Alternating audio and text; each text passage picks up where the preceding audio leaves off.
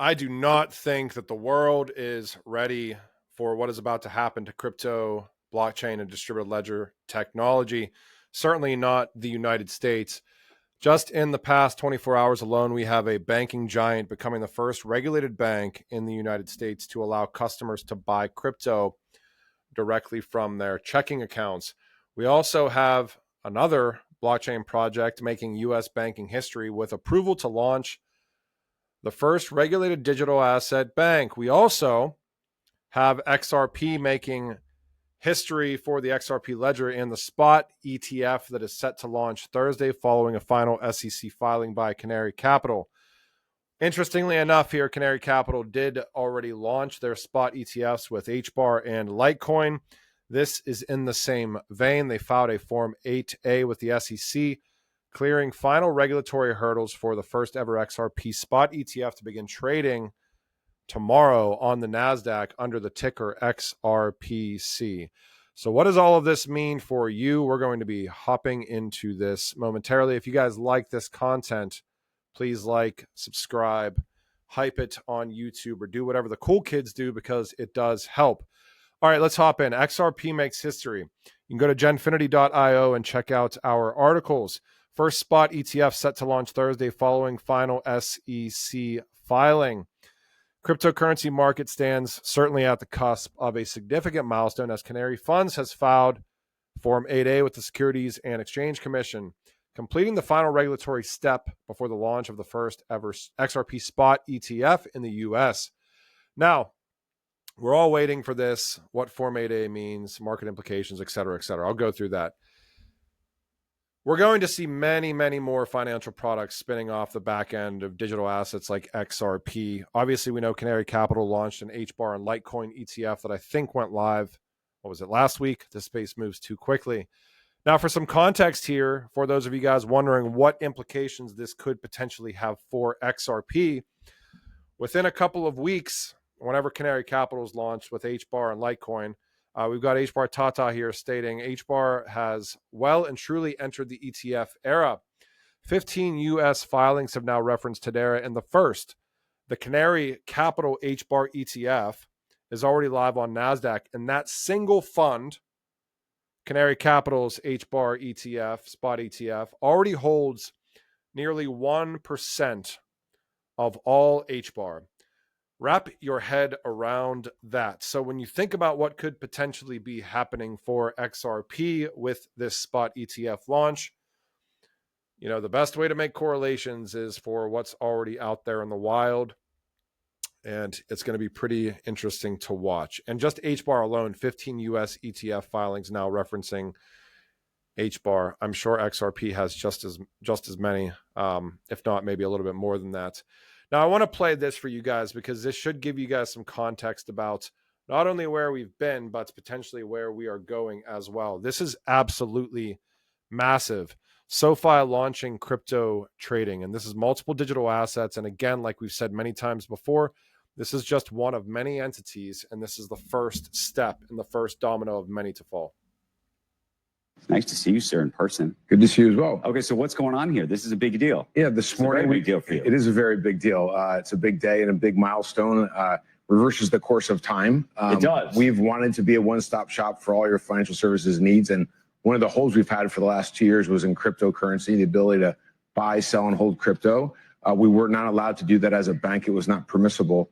But in March of this year, the OCC came out with an interpretive letter that it's now permissible for banks like SoFi to offer cryptocurrencies. So the Office of the Comptroller of the Currency, it was essentially the banking regulator in the United States, put out an interpretive letter that enables banks to do all sorts of things with crypto at this point in time. This morning, we're launching as the only national bank, the first and only national bank, the opportunity to buy, sell, and hold cryptocurrencies like Bitcoin, Ethereum, and Solana. So I was going to ask, are we just talking about 3 for now? We'll expand well beyond 3. It'll be a pretty broad assortment. We try to differentiate on being fast, having broad selection, great prices, ease of use. So we'll try to give members, SoFi members, as much selection as they would like. And what's the difference between going through you and going through Coinbase or going through Robinhood or somebody else? Yeah, there's a couple of really big differences. First, we're a nationally chartered bank, which means we have the infrastructure, the processes, the financial conditions that provides the safeguards that a consumer would expect from a bank, which is going to allow us to scale responsibly.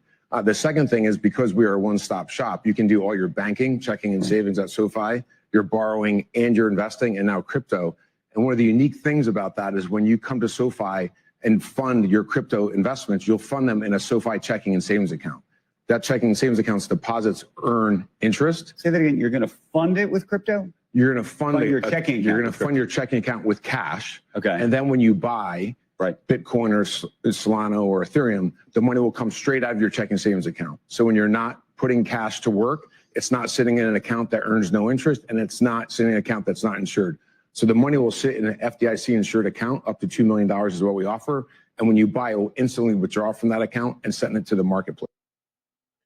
I do not think people are aware of what's about to happen in the United States. And SoFi is just one of many. Now, obviously, under a news release, they've got to frame it as they're the first and only nationally chartered bank to offer or to launch crypto trading for customers. But we've said this so many times, nobody wants to be first, but everybody wants to be second, especially when it comes to the digitization of kind of everything here in the financial internet, which we are so rapidly approaching. I can't stress how big of a deal this is. This is just an absolutely massive deal. So, and expect to see, much, much more of this. Whenever you have the ability to essentially get into the digital asset and crypto sphere directly from your checking account, most people in the United States, I mean, you even heard the guy that was interviewing him, like he had to have it explained to him a couple of times. Like that is how early this space is, in my opinion, that you still have to explain to people, oh, I have fiat in my checking account and I can do this with my fiat. It's just going to be wild. All right. So did a really good podcast today. But before we get to that, so actually, one of the three projects that we interviewed today, YieldFX, and this is not financial advice, not sponsored by YieldFX. However, we do have a media relationship with Hashpack, the biggest wallet on Hedera and the Hedera ecosystem itself. But YieldFX essentially talking about tokenized bank deposits in foreign exchange currencies, which is pretty wild in and of itself, because I guess traditionally there would be a lot of arbitrage opportunities, but the fees associated are just so crazy. That's just yet another industry that blockchain's disrupting. Hedera integrates ERC 3643. Just briefly, I want to stress to pay attention to organizations, entities, networks, and always obviously already disclosed, not from the personal standpoint, but Genfinity, there's a media relationship with Hedera here. But the point stands, these standards that are being implemented. And I actually had the ability, so ERC 3643 is essentially like a real world asset standard. Now, this is under the purview of Tokeny, I believe. I'm pretty sure they're the ones that came up with the standard. We interviewed Tokeny with XDC Network out of Genfinity maybe 6 or 7 or 8 months ago, something like that. And now it's interesting to see that this standard is not only, garnering legs, but being incorporated in products on different networks. We can see obviously the article here that Hedera integrated ERC 3643 for real world assets, the token standard, into Asset Tokenization Studio. One thing that I think the Hedera ecosystem does really well that's interesting to me is, number one, there's these different kind of segmented platforms where you don't have to bite off everything if you want to participate in certain aspects of the network, whether it be a token service or whether it be consensus or whether it be, file service or whatever it may be. And then even on top of that, having tooling in place for all of these things that aren't only narratives, but are actually happening in the real world. So there's an artificial intelligence studio in Hedera. There's an asset tokenization studio. Anyways, ERC 3643 for real world assets now on in the Hedera tokenization studio. Probably a pretty cool site to run through here and watch what Hedera is doing too. And I want to give a shout out here. This is not sponsored. I did an interview with Telcoin. Now this spins off the back end of, I want to say maybe 5 or 6 months ago, I found that GSMA document for telecom that Hedera was in. And that's how I found it, because I was like just deep diving, seeing if I could find Hedera stuff. And it's a telecom document that talks about ESDRs. A lot of the XRP community that's OGs probably recognizes what SDR is, special drawing rights through the IMF. But this document essentially had electronic special drawing rights and all sorts of stablecoin initiatives and stuff. And I made that video, and I did not.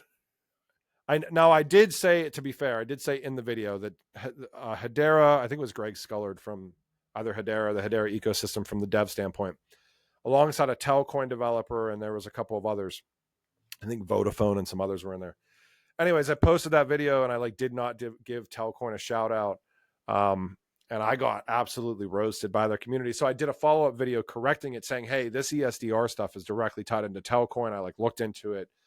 But there is no financial relationship here whatsoever with Telcoin. Even this Genfinity interview, there's no financial relationship. I just decided to do an interview with them, or we decided to do an interview with them. This is a pretty good interview if you want to check it out. And congratulations to these guys, because I know in that interview, Telcoin Digital Asset Bank out of Nebraska, now this is just today, they were granted final approval by the Nebraska Department of Banking and Finance, a historic moment for blockchain innovation. The banking charter enables Telcoin to bring regulated stablecoins into traditional banking.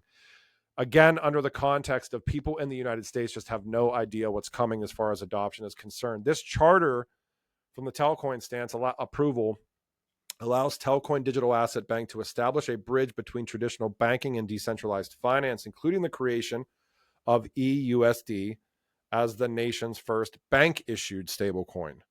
So one thing of note there is that whenever you hear the term stablecoin, and whenever you hear something like USDC or USDT, there is normally, these are not bank-issued things. These are private issuers.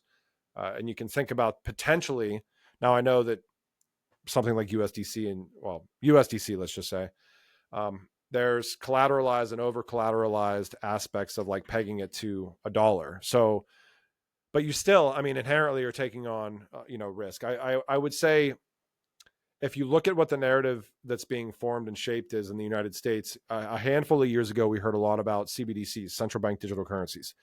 And then we started hearing about, stable coins. And I certainly think stable coins are massive from the adoption standpoint.